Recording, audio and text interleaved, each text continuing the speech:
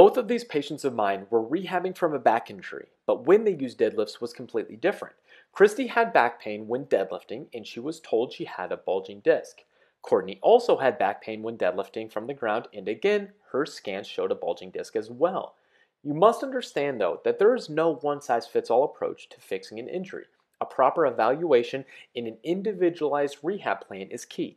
For example, both of these patients had pain that increased with flexion postures, where rounding their back and pulling up on the stool recreated their symptoms. However, with a load tolerance test I learned from Dr. Stuart McGill, Courtney had pain that could be recreated with lifting the weight, whereas Christy did not have any pain. Therefore, Christy's injury could be classified as a flexion intolerance, whereas Courtney had a flexion and load intolerance.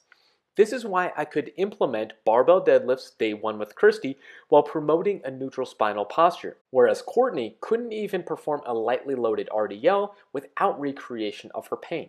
In this case, we had to start by just relearning how to move into a bodyweight hinge to pick something very light off the floor without sparking any pain. And then when we did start deadlifts again, it was from an elevated position to limit the flexion torques she was slowly building tolerance to over the next following weeks. Eventually, we were able to progressively reload and take her deadlift down to the ground. So when someone asks, are deadlifts great for low back pain rehab? The answer is usually yes, but when they are implemented is always it depends.